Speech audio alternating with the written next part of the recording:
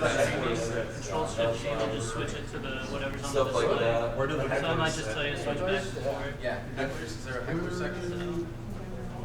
Yeah, but where do you want to Way in the back. As far as you can get. There's some seats up there. I love the I'll get on there. Alright, bear with me. That's why I first only in Antarctica contact was like 17 like one night, about 10:30 at night, back in October 14, 100 watts at a 92 foot dive. First contact when I was 17. That's awesome. Yeah. Yep, 100 watts. Talked to Romeo India 1 out in November Tango, he was down there in Ireland Days. And I think they were going to wire antennas to that place. Oh, okay. Alright. I'm not expecting a full house like Bob Heil, but I am live streaming this on YouTube, so hopefully that's working. I'll probably get some comments here shortly about how the stream sucks and the quality, but the Wi-Fi here is actually really good. I'm going to see if I can pull up like a little monitor, so give me a minute. You want Chris, the lights down a little bit? No, I think it's good back there. I'm sure you guys can read most of the slides. I'm going to mostly talk to them. Just give me a minute. Chris Brault, if you can hear me, let me know how I'm doing over Twitter. I posted this to a bunch of Facebook groups to do this because I'm really interested in live streaming because obviously the audience size isn't huge, so on the internet we can make a bigger dent. Announce it in there again. Yeah. Because we didn't even know what time it was. Oh man. I'll get better at some point. We believe when. Well, this is my first speaking engagement, so as you see, it's amateur radio's next generation. I didn't have enough room for generation. And these are pictures that I've collected over the years, and some of them I just Googled, of all young amateurs enjoying the hobby and having a lot of fun. This isn't designed to be like a youth forum. It's more like I'm trying to talk out to all of the older people in the older generation, the baby boomers and Generation X and late, or I guess early millennials, so that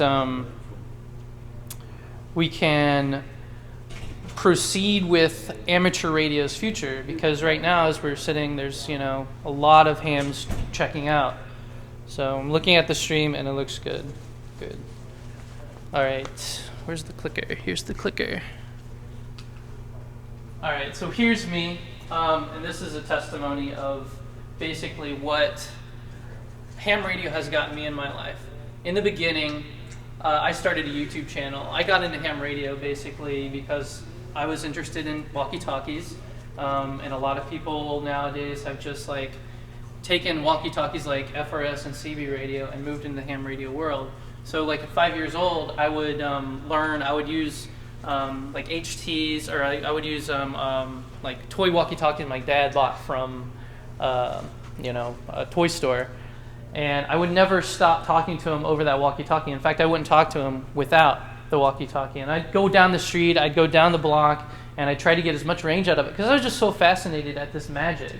So after getting into CB radio, I met a friend in high school who was into ham radio. He was getting his license, and that's where I got inspired. I met with the Washington Amateur Radio Club here in Washington, Missouri. They gave me my technician test and had my first field day in 2007. From that point, I was bitten by the bug, as they say. I started a YouTube channel, and then I started writing for the ARRL as a youth editor. The ham radio experience led to my college decision at Missouri S&T. And Missouri S&T is home of W0SSC, and this is the shack as it was a few weeks ago before the fire happened.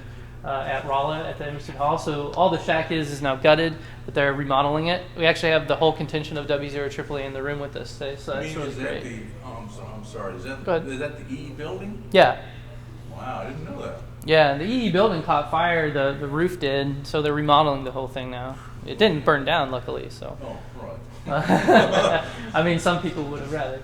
So at S&T, I was on a rover team, and where we built a rover that was basically capable of traversing on Mars. It probably wouldn't have worked in the atmosphere so well, but it was a huge learning experience into like electrical design, network design, doing like, and I was like a ham radio guy, so I was like writing the path loss models. I was using Splat and other tools to like measure how far we can make the rover go from the base station and where we can so that we have line of sight and that sort of stuff.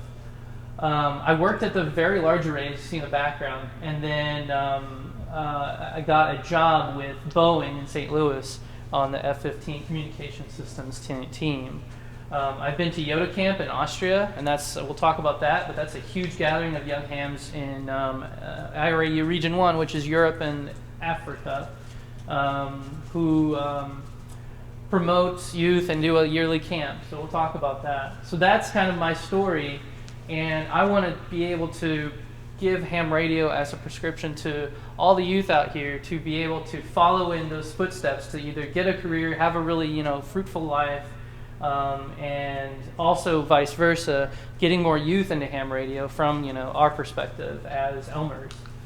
So the real issue here is the high rate of attrition versus the low rate of youth entry into the hobby. There's tons and tons of licenses every day, but a lot of those licenses are inactive.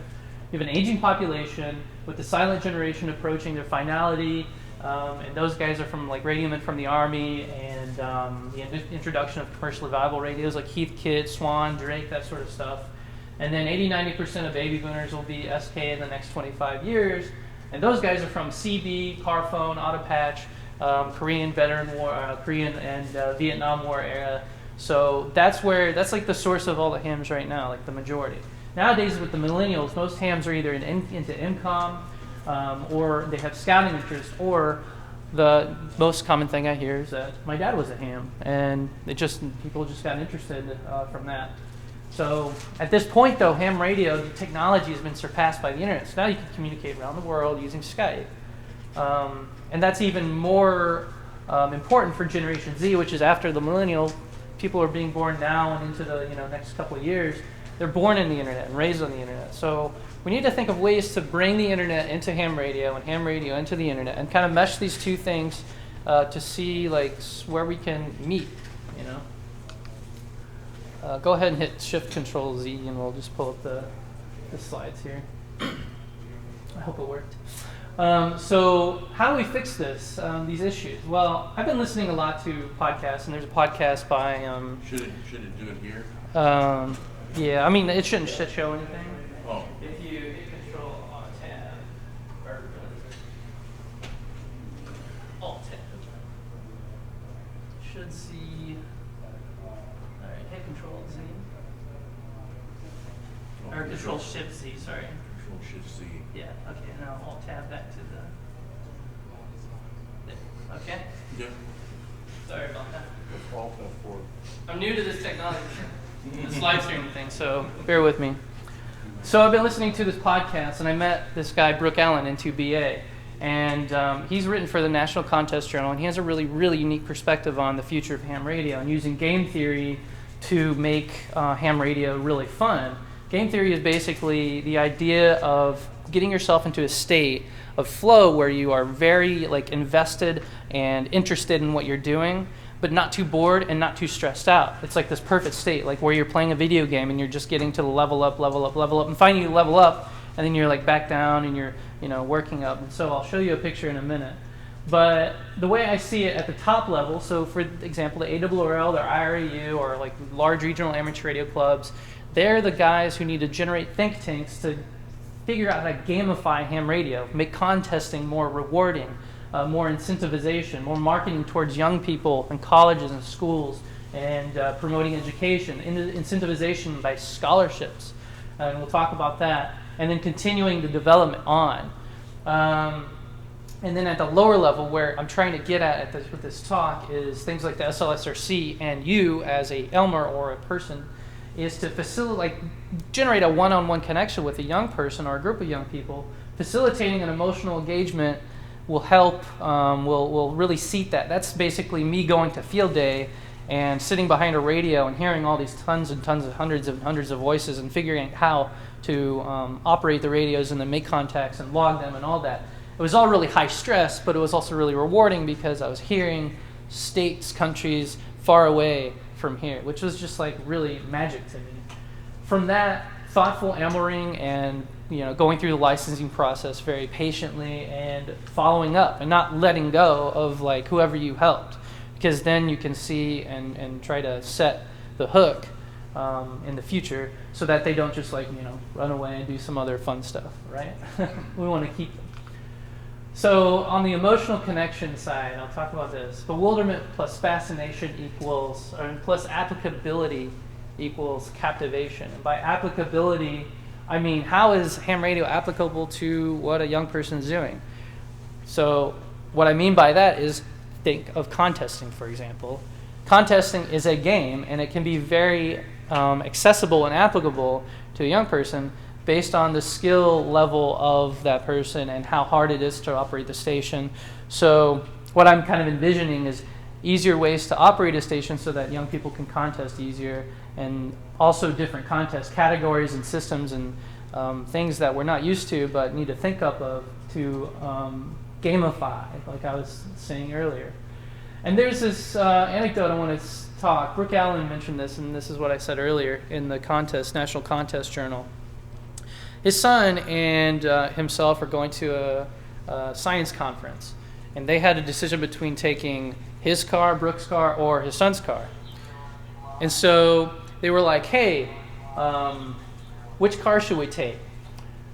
Well, we should take my car. I have VoIP, I have Skype, I can like do anything, anywhere. If we get, stuck on the side of the road, I can hail a taxi from 100 miles away in a lickety-split.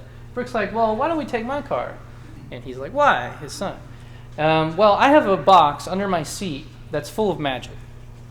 This box is connected with a wire to a piece of metal on the back of my car.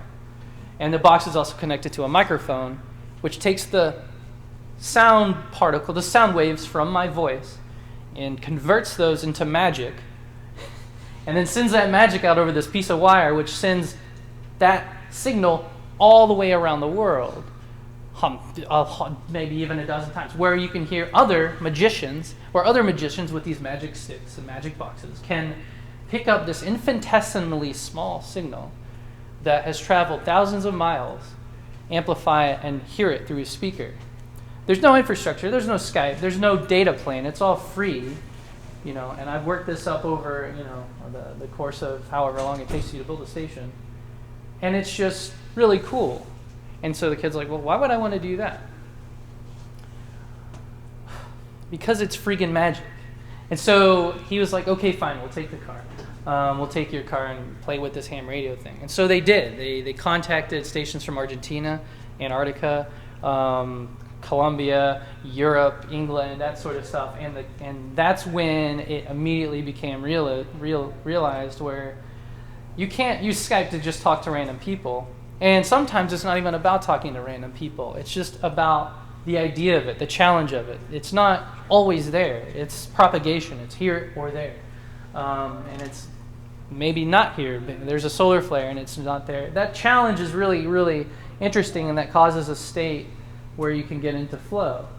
And so with that said, making it easy and making it rewarding in terms of ham radio to a young person is like a thing to think about in how to introduce people to ham radio and young people to ham radio. So I mentioned a while back gamification of ham radio. In this picture you can see that starting from the bottom left corner is like when you start a game, a video game. You go up and you're playing, you get into this bored state, but then suddenly you level up and you're faced with a whole new set of enemies, a whole new set of challenges and objectives. And so while you're leveling up, you get into flow, and this white channel is called the flow channel. You keep doing that, but it gets really hard and more challenging just right till the very end when you're in a state of stress, just before you get like anxiety and you're just kind of pushed away from doing it. You level up again. I had that wrong. This is where you're like leveling up, and then over here where you're done with it and you're bored with it and you figured out how to play the game, you're bored, but then suddenly you level up and you're back into the whole thing of starting over and being challenged and being in that state of flow. So this state of flow is really, really engaging to people because it's like a very fundamental way humans think. It's intrinsically rewarding. Even though it's a video game on a screen, you're still being rewarded with this little nugget of coin or a thing that you found on a quest. In ham radio, you're rewarded with North Carolina and Alaska. And these might not sound so cool, but like at the end of the day, when you're like trying to make 83, get context from all 83 of these sections, and I'm alluding to sweepstakes, but you don't necessarily need to know what I'm talking about. It's the same thing. So we're here competing with those games, and we have a very easy way to do that with contesting and other methods like contacting and that sort of stuff I'll talk about in a minute. And it's just intrinsically rewarding. So we need to think of ways to make contests more rewarding that follow this flow diagram. Contests right now are very long term. There's some sprints that are like 4 hours, but they're not so like publicized as compared to like sweepstakes, where you have to sit down behind a radio for like 24 hours. So there's got to be new ways to do this and think about this. And then showing peer interest. So things for like Yoda or Yacht or Bark Jr., and I'll talk about those in a minute. They use modern tools like social media and gatherings to make everybody, make it show that young people are also part of this hobby too. Young people come in and they see that everybody's old and they get afraid and then they leave. But if you can show them all of the resources that are actually out there, which believe it or not, there's so many young people in ham radio, then that really sets the hook. Live streaming is something I'm doing right now, and I'm trying to promote live stream contesting and live scoring, because that's using a modern tool for antiquated, I forget the word that Brooke uses, but an old technology that's starting to see its age. And if you listen to Bob Heil's presentation, this totally flips ham radio upside down in the scheme that you can't learn anything on ham radio, he says, and you can't just talk to somebody. It's all contesting now. That might be the case, for engaging more young people. And I do kind of have a spin on contesting because it's like very applicable to the game theory, but there's other ways to do it. So what has been working? Where are those young people hanging out? Young Amateurs Communication Ham Team, or Yacht, is a online group of hams. They have a Facebook now, and these yellow links, I'll have this on my website. You can click on them and find the information. The Yacht is a group of, I think, 50 to 100. I think there might be even 200 young people licensed and signed up from all over the world who participate in nets. They have a weekly net. They have HF nets. They've been doing things off and on for several years, I think 10 or 12 years or so. Ed Engelman will correct me if I'm wrong. You have Bark Jr., which is the Boulder Amateur Radio Club Junior section. And this is a group of people led by teachers who have a surprising number of very intelligent hams come out of the woodwork and come out like Skylar Finnell, KD0 WHB or HWB, I think it's WHB. He won the a Young Ham of the Year award this year, and he's from Bark Jr., and a couple other members of Bark Jr. have won. ARRL Foundation scholarships are also very excellent. They give away many tens of thousands of dollars in scholarships funded by generous donors through the ARRL and the Foundation of Amateur Radio, as well as the ASME. And then Youngsters on the Air, and this is something we haven't seen in the U.S. It's a YOTA Region 1 Europe and Africa thing, where it started, and I'll talk about it in a minute, but it's a consortium of a lot of young hams in the highest level of amateur radio bureaucracy. So that might sound really scary, but it's actually really good because you have somebody at the top who is really good for you. In general, youth go where the youth are. So here's where all the youth are, and we need to get the word out that these are here and that more are coming to bring more into the hobby. And here's some things that I've found that doesn't really work.